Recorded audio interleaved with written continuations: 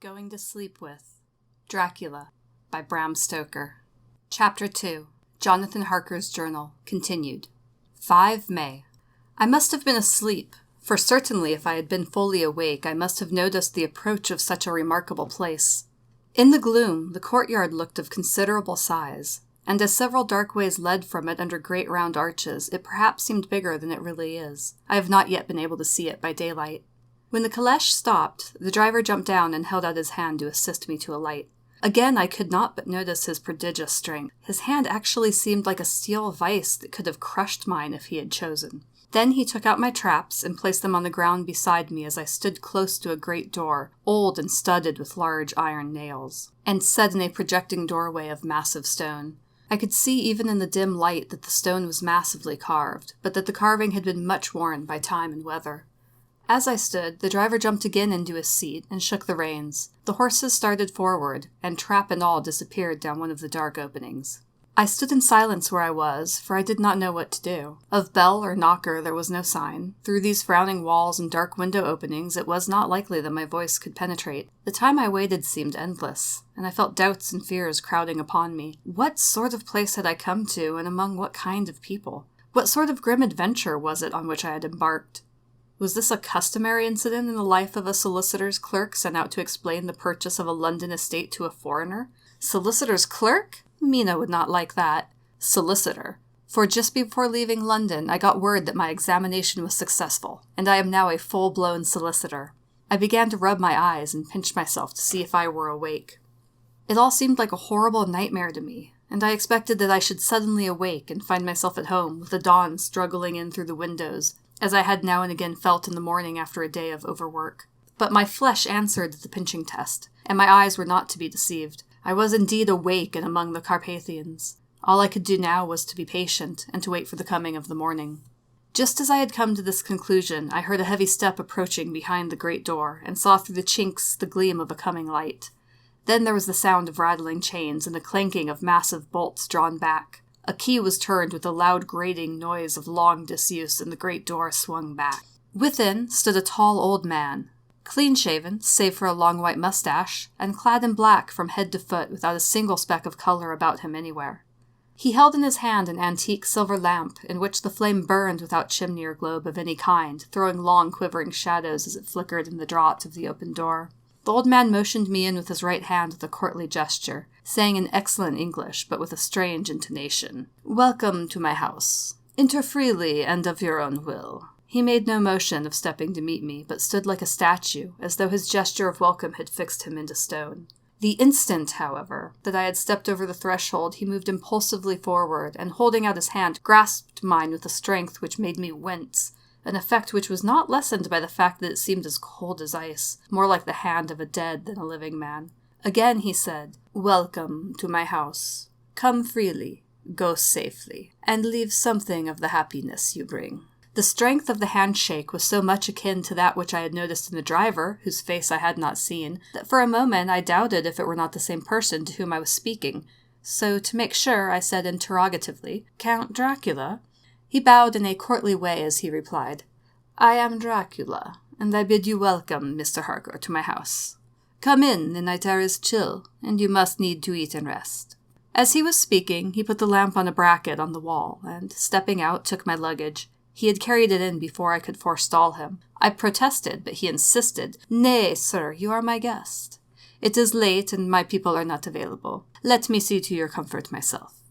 He insisted on carrying my traps along the passage, and then up a great winding stair, and along another great passage, on whose stone floor our steps rang heavily. At the end of this, he threw open a heavy door, and I rejoiced to see within a well-lit room in which a table was spread for supper, and on whose mighty hearth a great fire of logs, freshly replenished, flamed and flared. The Count halted, putting down my bags, closed the door, and, crossing the room, opened another door, which led into a small octagonal room lit by a single lamp, and seemingly without a window of any sort. Passing through this, he opened another door and motioned me to enter. It was a welcome sight, for here was a great bedroom, well lighted and warmed with another log fire, also added to but lately, for the top logs were fresh, which sent a hollow roar up the wide chimney. The Count himself left my luggage inside and withdrew, saying, before he closed the door, You will need, after your journey, to refresh yourself by making your toilet. I trust you will find all you wish. When you are ready, come into the other room, where you will find your supper prepared." The light and warmth and the Count's courteous welcome seemed to have dissipated all my doubts and fears. Having then reached my normal state, I discovered that I was half famished with hunger, so, making a hasty toilet, I went into the other room. I found supper already laid out. My host, who stood on one side of the great fireplace, leaning against the stonework, made a graceful wave of his hand to the table and said, "I pray you, be seated and sup how you please. You will, I trust, excuse me that I do not join you, but I have dined already, and I do not sup." I handed to him the sealed letter which Mr. Hawkins had entrusted to me. He opened it and read it gravely. Then, with a charming smile, he handed it to me to read. One passage of it, at least, gave me a thrill of pleasure. "I must regret that an attack of gout, from which malady I am a constant sufferer, forbids absolutely any traveling of my part for some time to come, but I am happy to say that I can send a sufficient substitute, one in whom I have every possible confidence. He is a young man, full of energy and talent in his own way, and of a very faithful disposition. He is discreet and silent, and has grown into manhood in my service. He shall be ready to attend on you when you will during his stay, and shall take your instructions in all matters." The Count himself came forward and took off the cover of a dish, and I fell to at once on an excellent roast chicken. This, with some cheese and a salad and a bottle of old Tokay, of which I had 2 glasses, was my supper. During the time I was eating it, the Count asked me many questions as to my journey, and I told him by degrees all I had experienced. By this time I had finished my supper, and by my host's desire had drawn up a chair by the fire and begun to smoke a cigar which he offered me, at the same time excusing himself that he did not smoke. I had now an opportunity of observing him, and found him of a very marked physiognomy. His face was a very strong aquiline, with high bridge of the thin nose and peculiarly arched nostrils, with lofty domed forehead and hair growing scantily round the temples but profusely elsewhere. His eyebrows were very massive, almost meeting over the nose, and with bushy hair that seemed to curl in its own profusion. The mouth, so far as I could see it under the heavy mustache, was fixed and rather cruel-looking, with peculiarly sharp white teeth. These protruded over the lips, whose remarkable ruddiness showed astonishing vitality in a man of his years. For the rest, his ears were pale, and at the tops extremely pointed. The chin was broad and strong, and the cheeks firm, though thin. The general effect was one of extraordinary pallor. Hitherto I had noticed the backs of his hands as they lay on his knees in the firelight, and they had seemed rather white and fine. But seeing them now close to me, I could not but notice that they were rather coarse, broad, with squat fingers. Strange to say, there were hairs in the center of the palm. The nails were long and fine, and cut to a sharp point. As the Count leaned over me and his hands touched me, I could not repress a shudder. It may have been that his breath was rank, but a horrible feeling of nausea came over me, which, do what I would, I could not conceal. The Count, evidently noticing it, drew back, and with a grim sort of smile, which showed more than he had yet done of his protuberant teeth, sat himself down again on his own side of the fireplace. We were both silent for a while, and as I looked towards the window I saw the first dim streak of the coming dawn. There seemed a strange stillness over everything, but as I listened I heard, as if from down below in the valley, the howling of many wolves. The Count's eyes gleamed, and he said, "Listen to them, the children of the night.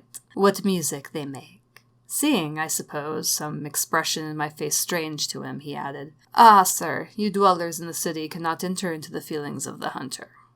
Then he rose and said, "But you must be tired. Your bedroom is all ready, and tomorrow you shall sleep as late as you will. I have to be away till the afternoon, so sleep well and dream well." With a courteous bow, he opened for me himself the door to the octagonal room, and I entered my bedroom. I am all in a sea of wonders. I doubt, I fear, I think strange things which I dare not confess to my own soul. God keep me, if only for the sake of those dear to me. 7 May. It is again early morning, but I have rested and enjoyed the last 24 hours. I slept till late in the day, and awoke of my own accord. When I had dressed myself, I went into the room where we had supped, and found a cold breakfast laid out, with coffee kept hot by the pot being placed on the hearth. There was a card on the table, on which was written, "I have to be absent for a while. Do not wait for me. Dracula." I set to and enjoyed a hearty meal. When I had done, I looked for a bell so that I might let the servants know I had finished, but I could not find one. There are certainly odd deficiencies in the house, considering the extraordinary evidences of wealth which are around me. Table service is of gold, and so beautifully wrought that it must be of immense value. The curtains and upholstery of the chairs and sofas, and the hangings of my bed are of the costliest and most beautiful fabrics, and must have been of fabulous value when they were made, for they are centuries old, though in excellent order. I saw something like them in Hampton Court, but there they were worn and frayed and moth-eaten. But still in none of the rooms is there a mirror. There is not even a toilet glass on my table. I had to get the little shaving glass from my bag before I could either shave or brush my hair. I have not yet seen a servant anywhere, or heard a sound near the castle except the howling of the wolves. Some time after I had finished my meal, I do not know whether to call it breakfast or dinner, for it was between 5 and 6 o'clock when I had it. I looked about for something to read, for I did not like to go about the castle until I had asked the Count's permission. There was absolutely nothing in the room, book, newspaper, or even writing materials, so I opened another door in the room and found a sort of library. The door opposite mine I tried, but found it locked.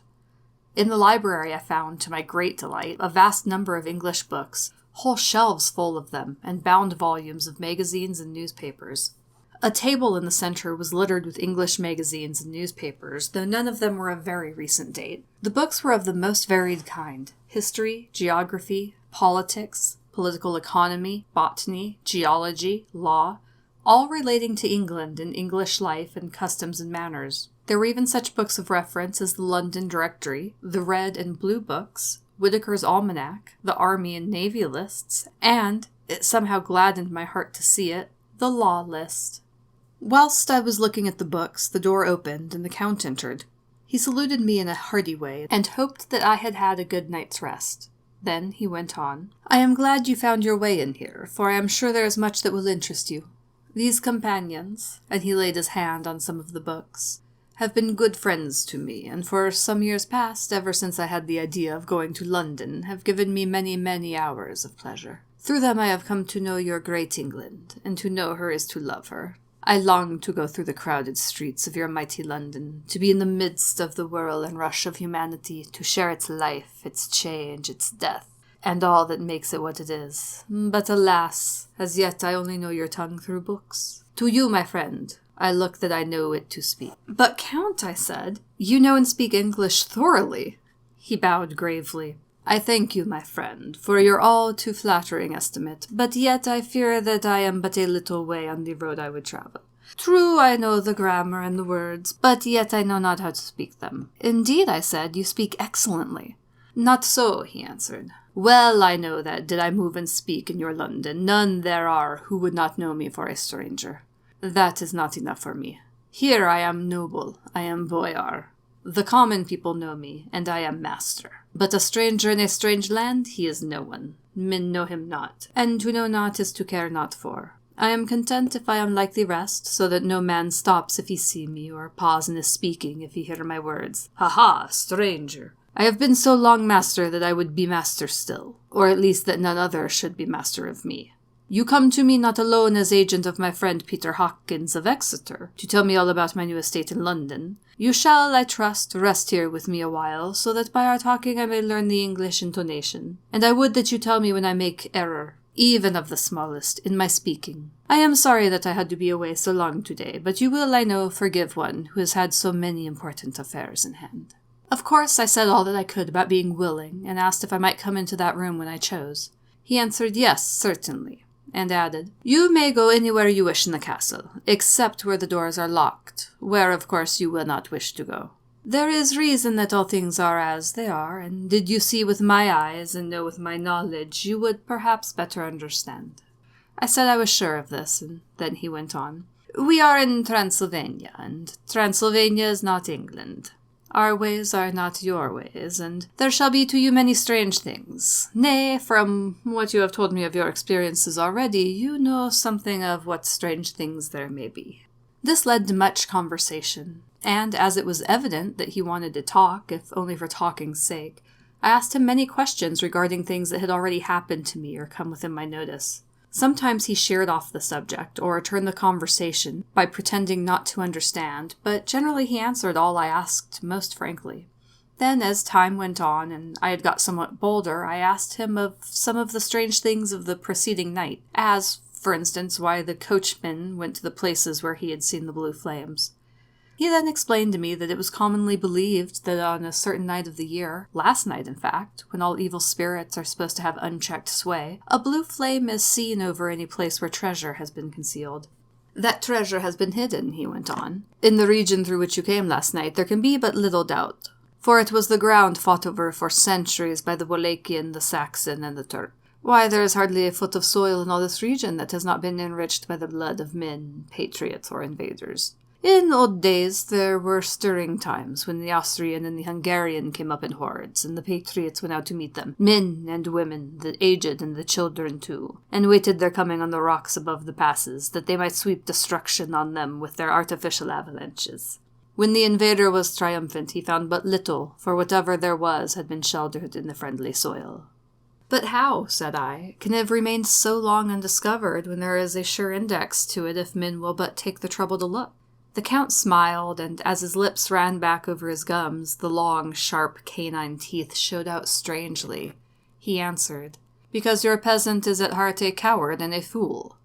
Those flames only appear on one night, and on that night no man of this land will, if he can help it, stir without his doors. And, dear sir, even if he did, he would not know what to do. Why, even the peasant that you tell me of, who marked the place of the flame, would not know where to look in daylight, even for his own work. Even you would not, I dare be sworn, be able to find these places again?" "There you are right," I said. "I know no more than the dead where even to look for them." Then we drifted into other matters. "Come," he said at last, "tell me of London and of the house which you have procured for me." With an apology for my remissness, I went into my own room to get the papers from my bag. Whilst I was placing them in order, I heard a rattling of china and silver in the next room, and as I passed through, noticed that the table had been cleared and the lamp lit, for it was by this time deep into the dark. The lamps were also lit in the study or library, and I found the Count lying on the sofa, reading, of all things in the world, an English Bradshaw's Guide. When I came in, he cleared the books and papers from the table, and with him I went into plans and deeds and figures of all sorts. He was interested in everything and asked me a myriad questions about the place and its surroundings. He clearly had studied beforehand all he could get on the subject of the neighborhood, for he evidently at the end knew very much more than I did. When I remarked this, he answered, "Well, but, my friend, is it not needful that I should? When I go there I shall be all alone, and my friend Harker Jonathan, nay, pardon me, I fall into my country's habit of putting your patronymic first. My friend Jonathan Harker will not be by my side to correct me and aid me. He will be in Exeter, miles away, probably working at papers of the law, with my other friend Peter Hawkins. So, we went thoroughly into the business of the purchase of the estate at Purfleet. When I had told him the facts and got his signature to the necessary papers and had written a letter with them ready to post to Mr. Hawkins, he began to ask me how I had come across so suitable a place. I read to him the notes which I had made at the time, and which I inscribe here. At Purfleet, on a by-road, I came across just such a place as seemed to be required, and where was displayed a dilapidated notice that the place was for sale. It is surrounded by a high wall, of ancient structure, built of heavy stones, and has not been repaired for a large number of years. The closed gates are of heavy old oak and iron, all eaten with rust. The estate is called Carfax, no doubt a corruption of the old Cutfass, as the house is four-sided, agreeing with the cardinal points of the compass. It contains in all some 20 acres, quite surrounded by the solid stone wall above mentioned. There are many trees on it, which make it in places gloomy, and there is a deep, dark-looking pond or small lake, evidently fed by some springs, as the water is clear and flows away in a fair-sized stream. The house is very large, and of all periods back, I should say, to medieval times, for one part is of stone immensely thick, with only a few windows high up and heavily barred with iron. It looks like part of a keep, and is close to an old chapel or church. I could not enter it, as I had not the key of the door leading to it from the house, but I have taken with my Kodak views of it from various points. The house has been added to, but in a very straggling way, and I can only guess at the amount of ground it covers, which must be very great. There are but few houses close at hand, one being a very large house only recently added to and formed into a private lunatic asylum. It is not, however, visible from the grounds. When I had finished, he said, "I am glad that it is old and big. I myself am of an old family, and to live in a new house would kill me. A house cannot be made habitable in a day, and after all, how few days go to make up a century? I rejoice also that there is a chapel of old times. We Transylvanian nobles love not to think that our bones may lie amongst the common dead. I seek not the gaiety nor mirth, not the bright voluptuousness of much sunshine and sparkling waters which please the young and gay. I am no longer young, and my heart, through weary years of mourning over the dead, is not attuned to mirth. Moreover, the walls of my castle are broken, the shadows are many, and the wind breathes cold through the broken battlements and casements. I love the shade and the shadow, and would be alone with my thoughts when I may. Somehow his words and his look did not seem to accord, or else it was that his cast of face made his smile look malignant and saturnine.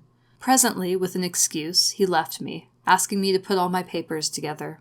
He was some little time away, and I began to look at some of the books around me. One was an atlas, which I found open naturally at England, as if that map had been much used. On looking at it, I found in certain places little rings marked, and on examining these, I noticed that one was near London, on the east side, manifestly where his new estate was situated. The other two were Exeter and Whitby, on the Yorkshire coast. It was the better part of an hour when the Count returned. "Aha," he said, "still at your books? Good, but you must not work always. Come, I am informed that your supper is ready." He took my arm, and we went into the next room, where I found an excellent supper ready on the table. The Count again excused himself, as he had dined out on his being away from home, but he sat as on the previous night and chatted whilst I ate. After supper I smoked, as on the last evening, and the Count stayed with me, chatting and asking questions on every conceivable subject, hour after hour. I felt that it was getting very late indeed, but I did not say anything, for I felt under obligation to meet my host's wishes in every way. I was not sleepy, as the long sleep yesterday had fortified me, but I could not help experiencing that chill which comes over one at the coming of the dawn, which is like, in its way, the turn of the tide. They say that people who are near death die generally at the change to the dawn, or at the turn of the tide. Anyone who has, when tired, and tied as it were to his post, experienced this change in the atmosphere can well believe it.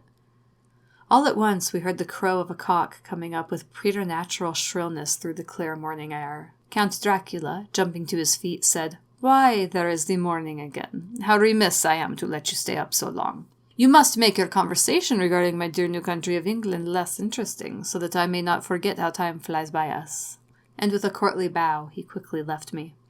I went into my own room and drew the curtains, but there was little to notice.